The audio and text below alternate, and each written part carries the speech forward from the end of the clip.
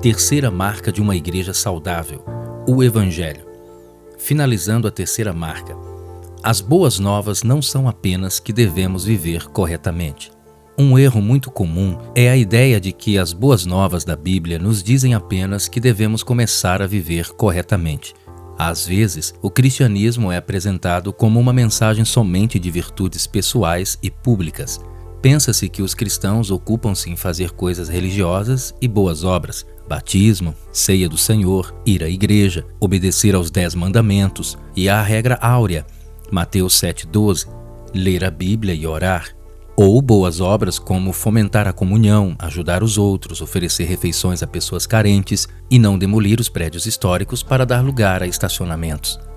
No entanto, embora esta maneira de pensar pareça bastante admirável, o Evangelho bíblico não é fundamentalmente a respeito destas coisas.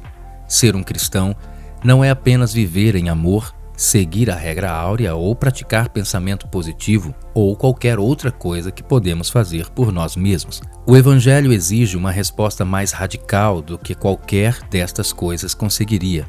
O Evangelho não é apenas um aditivo que pode tornar melhor nossas vidas que já são boas.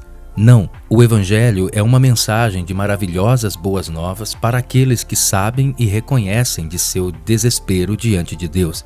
O que o Evangelho exige? O que você deve fazer quanto a seu próprio senso de necessidade, seu entendimento a respeito de quem Deus é, a respeito de quem Jesus é e do que Ele fez? Quando todas estas coisas surgem juntas, qual é a sua resposta? De acordo com a Bíblia, sua resposta deve ser arrepender-se e crer. Deus nos chama a arrepender-nos de nossos pecados e crer somente em Cristo. Consideremos brevemente essas duas coisas. Arrependimento. Com frequência, encontramos o arrependimento e a fé mencionados juntos no Novo Testamento. Quando Paulo se reuniu com os líderes da igreja de Éfeso, ele resumiu deste modo a mensagem que havia pregado, testificando tanto a judeus como a gregos o arrependimento para com Deus e a fé em nosso Senhor Jesus Cristo. Atos 20:21. Esta é a mensagem que você vê com clareza em todo o Novo Testamento. Uma vez que você tem ouvido a verdade a respeito do seu pecado, da santidade de Deus, do seu amor ao enviar a Cristo, da morte e ressurreição de Jesus em favor de nossa justificação, você é chamado a uma resposta. E qual é a resposta prescrita? É vir à frente? É preencher um cartão de decisão ou levantar a mão?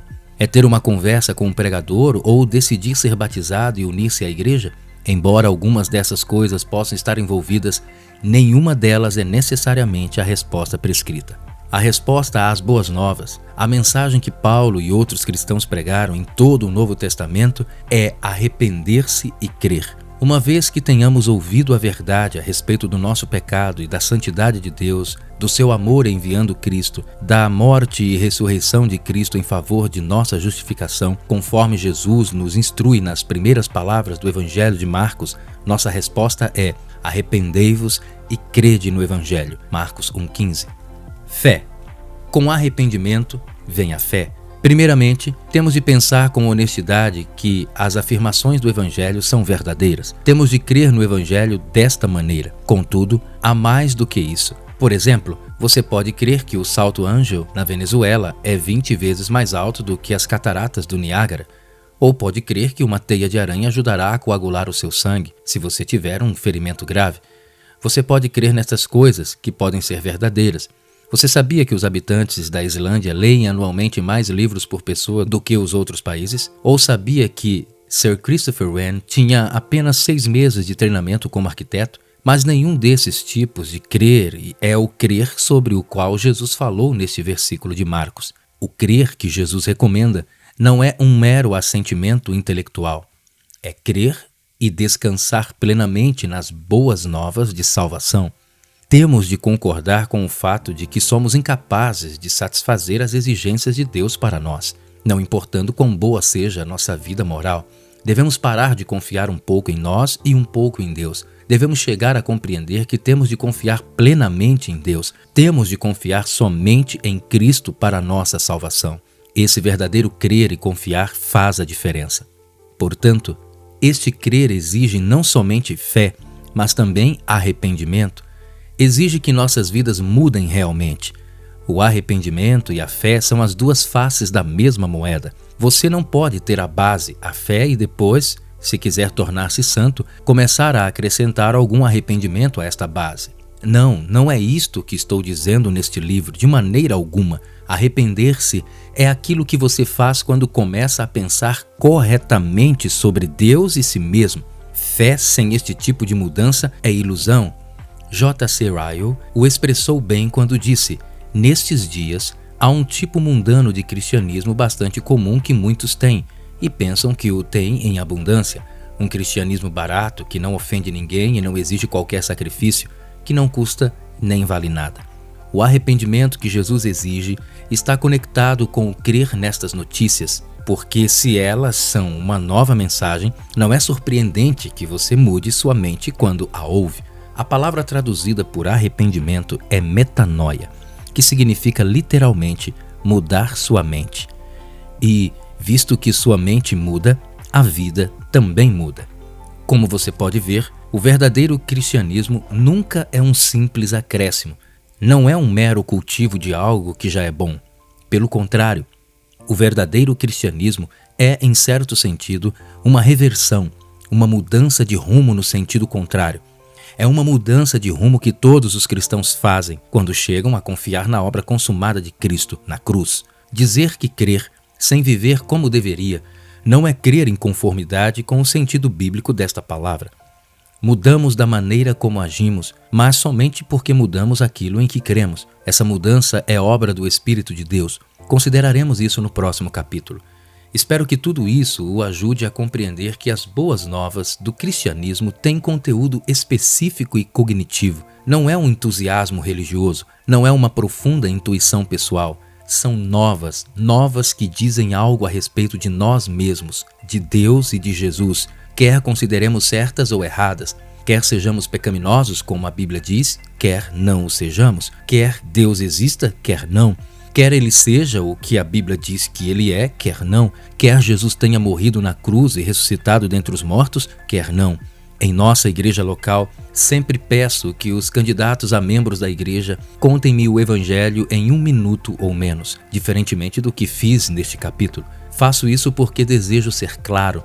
Quero pessoas que conhecem o Evangelho e entendam o que estão dizendo. Você parou e pensou recentemente a respeito do que você afirma crer se já é um cristão? B.B. Warfield fez a seguinte descrição sobre esse assunto. Uma dúzia de ignorantes camponeses e letrados proclamando um judeu crucificado como fundador de uma nova fé, portanto, como símbolo de uma adoração, um instrumento que era sinal de ignomínia, escravidão e crime, pregando o que parecia uma doutrina absurda de humildade, sofrimento paciente e amor pelos inimigos, virtudes jamais sonhadas antes, exigindo o que parecia uma adoração absurda de alguém que morrera como um malfeitor, um escravo, e fazendo uma promessa que parecia absurda de que vida eterna por meio de alguém que havia morrido, e isso entre dois ladrões. Esta mensagem é extraordinária. Tudo aconteceu realmente desta maneira. Isso foi o que Deus fez. As outras mensagens, eu estou bem, você está bem, Deus é tudo o que você possa imaginar sobre o amor, Jesus é seu amigo, você deve viver corretamente, são mensagens diferentes das boas novas do cristianismo. São meio verdadeiras, no melhor, e perigosamente inverídicas, quando as pessoas confiam nelas como a mensagem do Evangelho de Cristo. Todavia, essas boas novas da morte de Cristo na cruz, como um sacrifício expiatório pelos pecados de todos os que se converterão e confiarão nele, não são pretensões, são verdadeiras. Então, o que você diz a respeito de tudo isto? No decorrer dos anos, tenho citado muitas respostas céticas às reivindicações do cristianismo ou, de fato, às reivindicações da verdade. Não creio na verdade, creio no estilo, disse o ator inglês Hugh Grant. O que quer que seja é certo, afirmava o Marquês de Sade. Não devemos imaginar que essas respostas são evasivas, como disse Dostoiévski. Se Deus não existisse, tudo seria possível. Temo por nossa nação. Existe uma suspeita popular de que o evangelho cristão, como expresso pelos evangélicos, é uma ameaça à nossa liberdade. Leia a história da Alemanha e observe que tipo de cristianismo reinou ali por um século antes do nazismo. Não foi um cristianismo de verdades absolutas e um Deus absoluto. Foi um tipo de cristianismo comprometido, moralizante, relativizante, que oferecia um evangelho que podia ser moldado pela habilidade e inteligência humana. O que devemos realmente temer como nação e, acima de tudo, como indivíduos, são as consequências de ignorar o evangelho. Chegará para cada um de nós o dia em que cessará o tempo de resposta e o tempo de avaliarmos as reivindicações de Deus, e chegará o tempo de Deus avaliar-nos. John Wesley certa vez meditou sobre as grandezas terrenas. Eu estava na sala das vestes, contígua à casa dos lords, quando o rei colocou suas vestes. Sua face estava enrugada pela idade e transparecia muita preocupação. Isso é tudo que o mundo pode proporcionar a um rei? É esta toda a grandeza que o mundo lhe pode oferecer? Tinha um manto de pele de arminho sobre os seus ombros, bastante pesado e incômodo, sobre o qual o rei andava com dificuldade. Usava uma elevada cabeleira de fios trançados, com algumas lâminas de ouro e pedras resplandecentes sobre sua cabeça.